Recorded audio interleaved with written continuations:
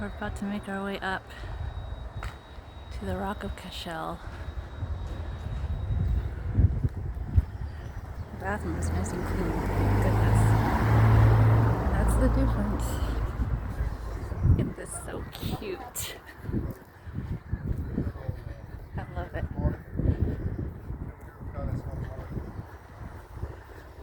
That's Tommy and my crew. Yeah, what of her crows, eels, brown cows. Marina. Look, there's blue in the sky. I'm so happy. Oh, they're everywhere.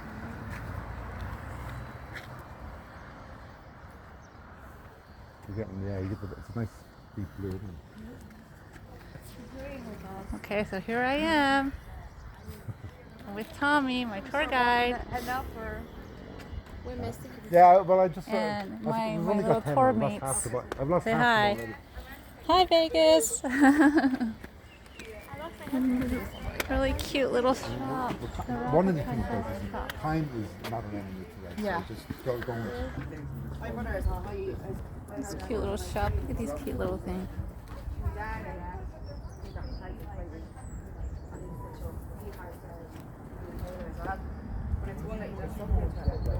I'm tempted. We have to travel so much. I'm gonna have to get one. Okay, get our way out. If that was 50 or 40 people, it had the music on. That picture you got on the way out, that was really I don't. One of the, if you're into architecture, man, the way they've done the foundations are pretty cool. Pure limestone. Can you imagine building these back then? Yeah.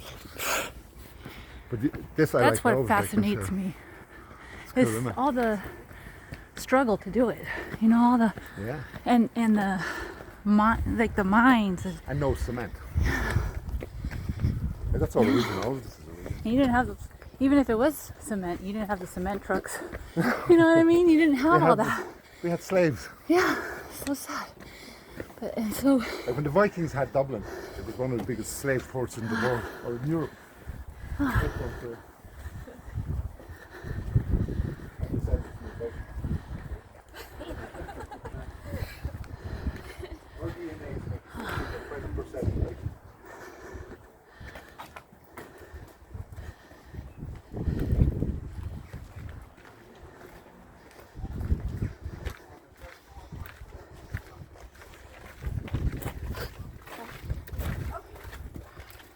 I have to look through every little hole.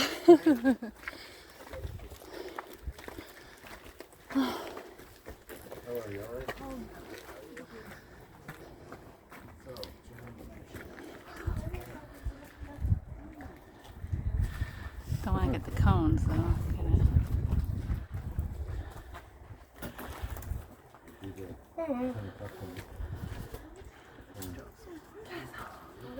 For you, that's for you. Cheers, man. Yeah, thanks. No problem, thank you. Hello. Okay, we're going for the one at 10 o'clock, so we've 10 minutes just. Okay. It's worth going in to see, okay? And then we have another 20 minutes for that.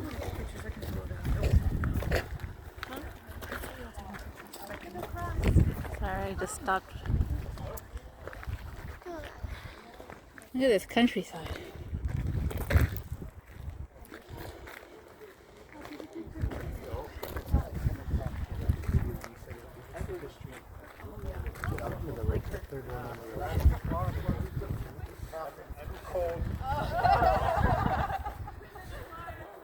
Look at the sheep, cows, green, free range.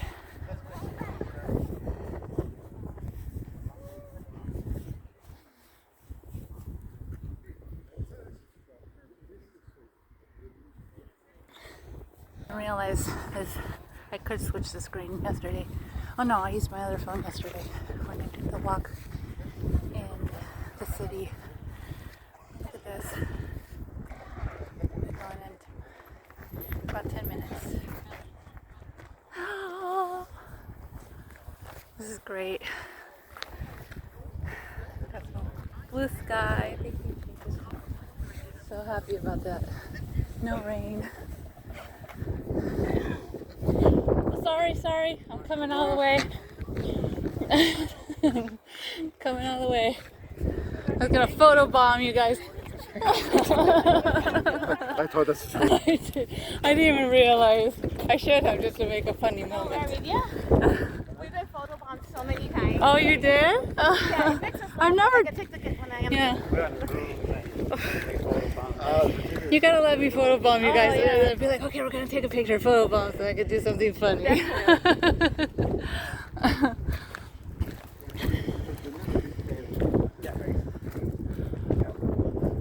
There's about 3 or 4 different styles here. Okay. Yeah, like Because they're built on top and built on top and yeah, stuff. it was a castle and it was also a cathedral and it was also living quarters for monks. That's just a replica. Oh, it's cold in the wind. Brisky. Oh, you can just pop there for a second. There? Yeah, that's interesting.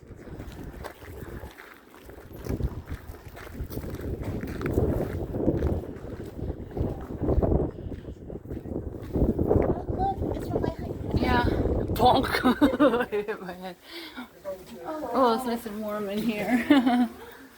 Oh, wow. Check this out. This definitely looks like the cathedral portion of it. Yeah. Oh. This is so cool.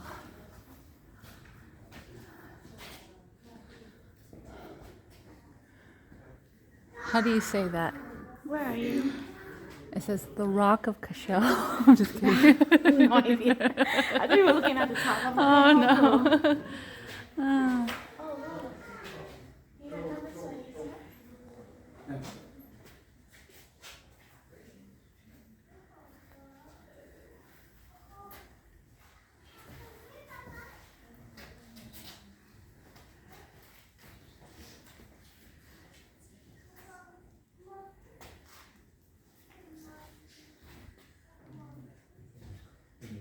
Imagine having a nice little fire going on.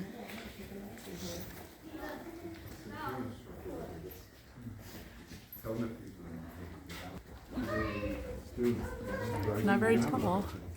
Get inside it. Take a picture and I think, oh, wait, this is like, I don't know it's like me. Yeah, take a picture of me. You wear my noses. This is like the only door in my lifetime.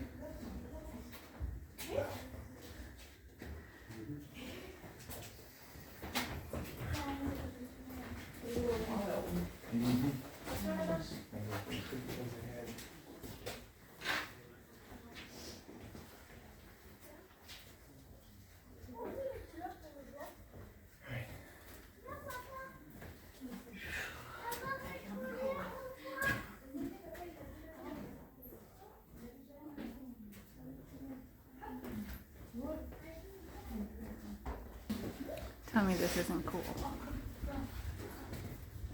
Oh, I wanted to take a picture with the tapestry in the background.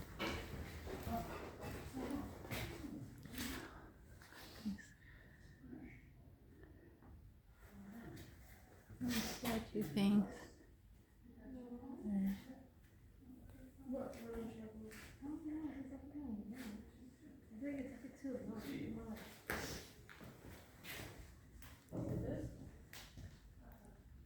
There I go, taking a picture.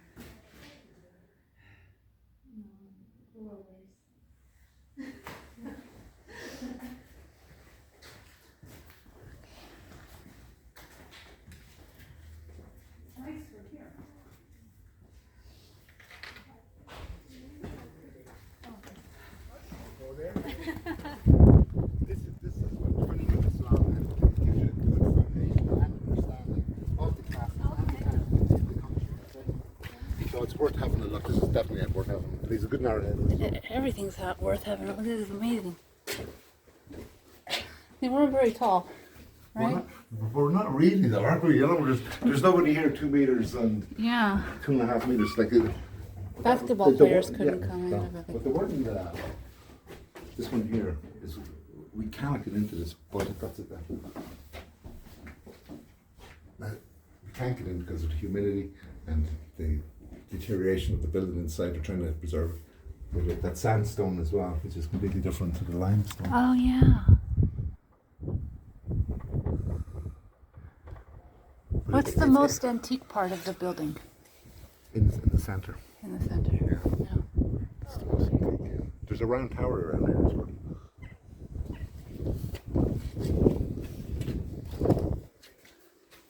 €5, please.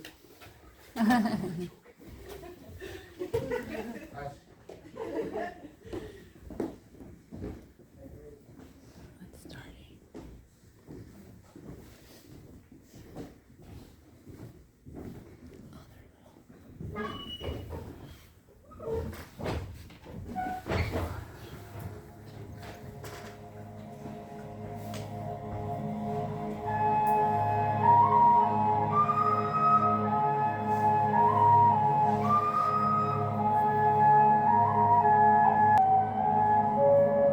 Ireland is a land with an abundance of natural fortresses, which man has exploited over the centuries to provide for his defense and security. On Arran Moor, a prehistoric fort lies at the summit of thunderous cliffs, 200 feet above the Atlantic waves.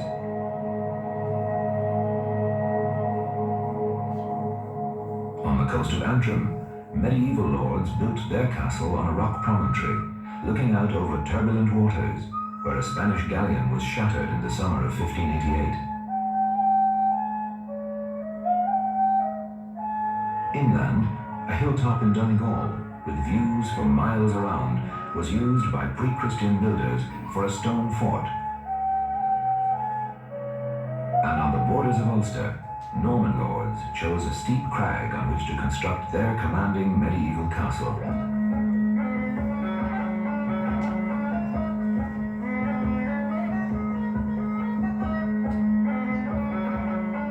Most famous of all is the limestone bastion, which rises from the plains of Tipperary, a site occupied for centuries by the ancient kings of Munster. What we see today is no ordinary fortress. In the year 1101, this great fortified bastion, the Rock of Cashel, was presented as a gift to the church. Henceforth, Cashel was no longer a stronghold of kings, but a stronghold of the Christian faith.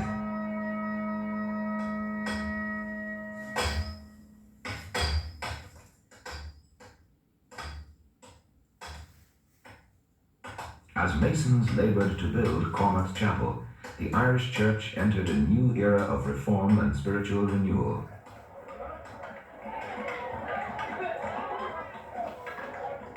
Nonetheless, these were turbulent centuries in Irish history, centuries in which moments of prosperity and optimism all too often gave way to moments of despair. In their search for security, some put their faith in strong walls and castles, but for their future salvation, everyone looked to the Church, to Christ himself, to the apostles and to the saints who might intercede for the souls of mankind. Already in the early years of the 12th century, men of vision, like the saintly Malachy of Armagh, inspired by what they had seen abroad, yearned to improve the religious life of their country. Bishops and archbishops were now to rule over the church, rather than monks and abbots, the time-honored practice before. Cashel itself was proudly chosen as the seat of an archbishopric. It is no coincidence that the stone crosses of the time depict imperious bishops proclaiming their authority as Christ's representatives on earth.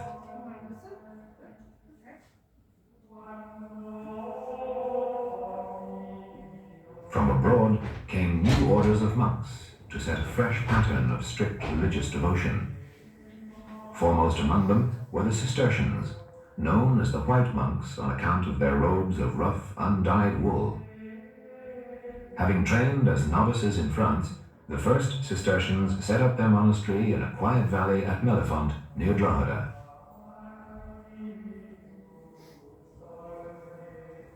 Before long, recruits flocked to the abbey in their hundreds, and daughter houses were founded throughout the land. Many years later, the Archbishop of Cashel was to bring the Cistercians to a site at the foot of the rock.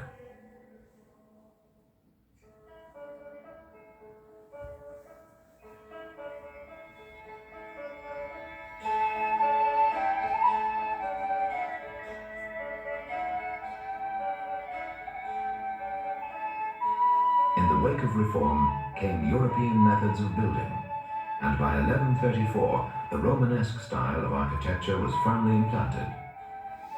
This quickly caught the imagination of Irish builders, with its precisely cut masonry, its ornate arches decorated with zigzag and beakhead. The elaborate doorways, recessed in several orders, contain dozens of sculptured details, human faces, grotesque beasts, and strange animals.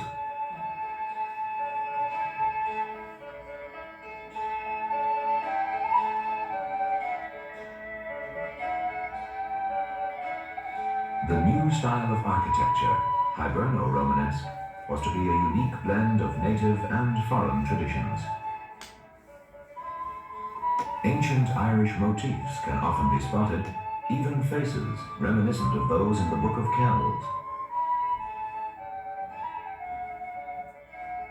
There are intricate patterns of interlace, twisting snakes and dragons, and many other designs popular with the goldsmiths of the time. It was at Cashel that the new fashion was first established.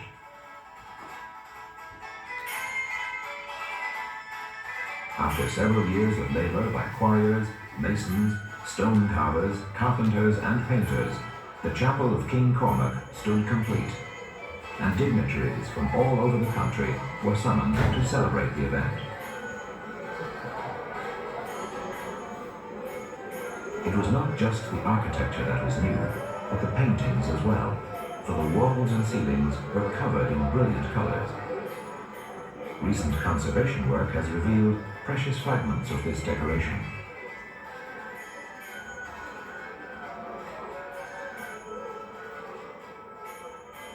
But long before Hiberno-Romanesque had run its course, the old traditions of Irish life were shattered by a new and devastating force.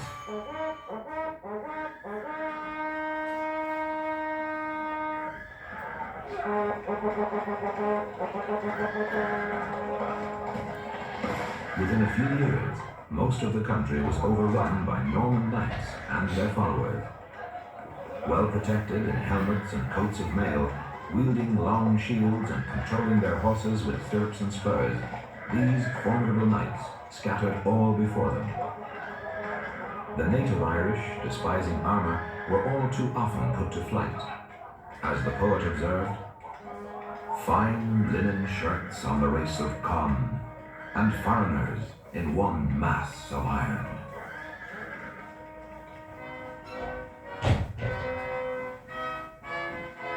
Moreover, the Normans had come to stay, defending what they had won with castles. At first, motte castles, huge earthen mounds surmounted by wooden towers and palisades, and, when time allowed, massive stone fortresses with strong keeps, towers, and powerful encircling walls.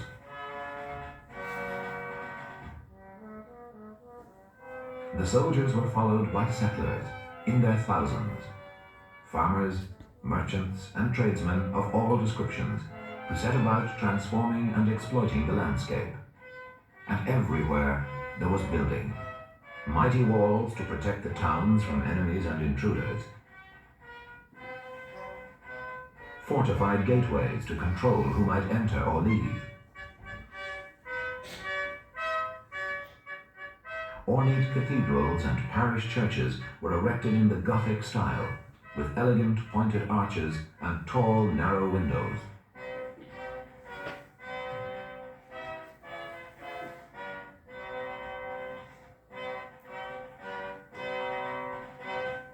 On the Rock of Cashel, Irish archbishops embarked on a new cathedral, distinctively Gothic in style, with a fine sequence of lancet windows and sculptured heads.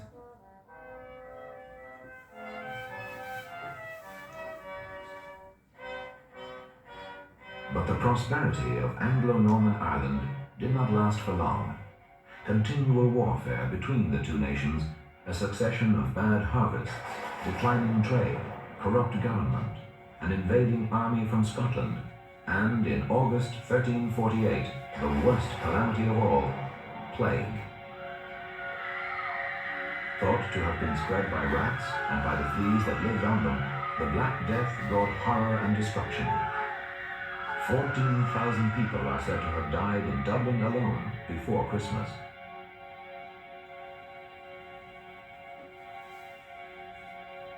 Friar John Klyn, writing his annals in Kilkenny, despaired for the future of the human race and explained that he was leaving parchment to continue the work, if perchance any man survive.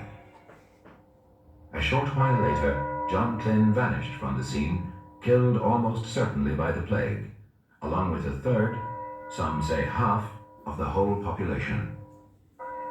Even the sculpture of the age reflects the mood of pessimism and despair.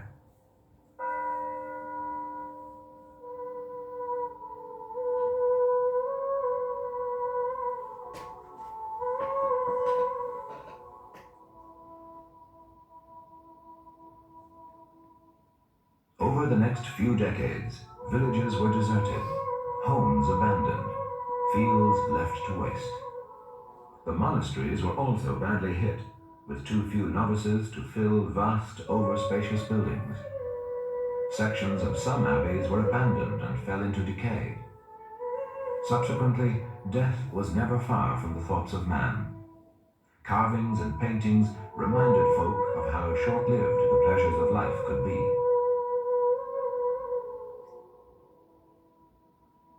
Many went on pilgrimages in the hope of saving their souls to places like Trim, Loch Derg, or to Holy Cross, where the abbey had a precious relic of the cross on which Christ died. The more adventurous travelled abroad to Canterbury or to the shrine of St. James in Compostela in Spain.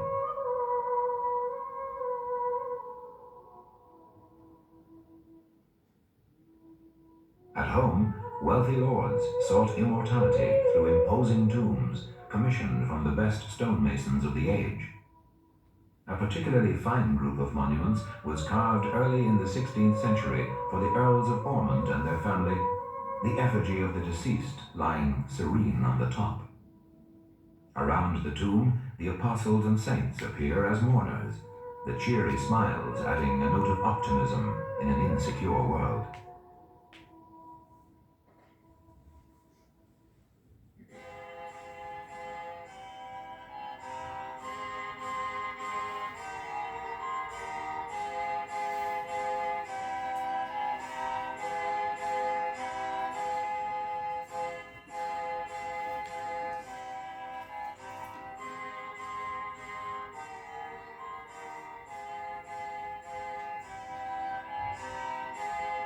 Even the most minor lords, whether Irish or Anglo-Irish, took no chances, and by the 16th century had built themselves fortified houses, thousands of which survive. With the accent on defense, they were far from comfortable. As one foreign visitor complained, "To tell the truth, they are nothing but square towers, or at least having such small apertures as to give no more light than there is in a prison. They have little furniture and cover their rooms with rushes, of which they make their beds in summer and straw in winter."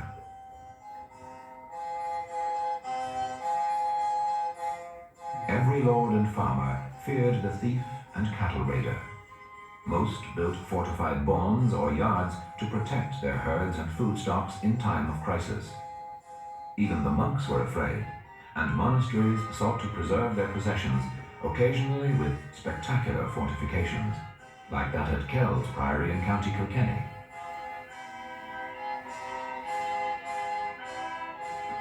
The Archbishop of Cashel, not satisfied by the defences of the rock, built himself an impregnable palace beside the cathedral.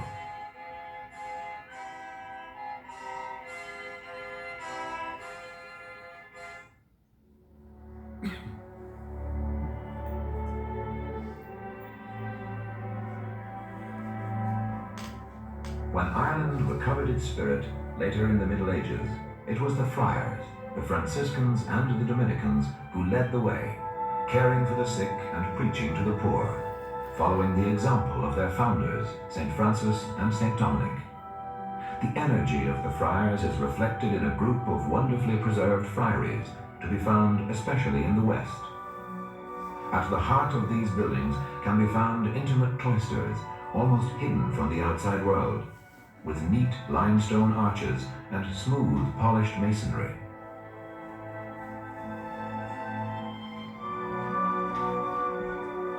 High above rise elegant bell towers, beautifully proportioned structures which form one of the delights of the Irish landscape. It was to the humble friars that the common people living in the towns and villages looked for salvation, not to the bishops in their grand castles and fortified manors.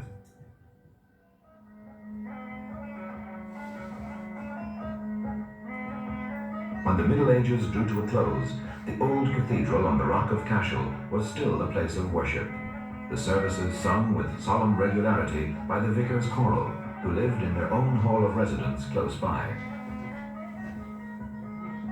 But as the centuries passed, the ancient buildings fell into decay. They were hard to maintain, and both archbishops and clergy alike decided that the bleak, wind-swept rock was an unpleasant place on which to live. Towards the end of the 18th century, the crumbling walls and roofs of the ancient buildings were finally abandoned, relics of a remote, apparently irrelevant past. Today, these monuments provide a compelling reminder of those medieval centuries when the Rock of Cashel was one of the great strongholds of the faith.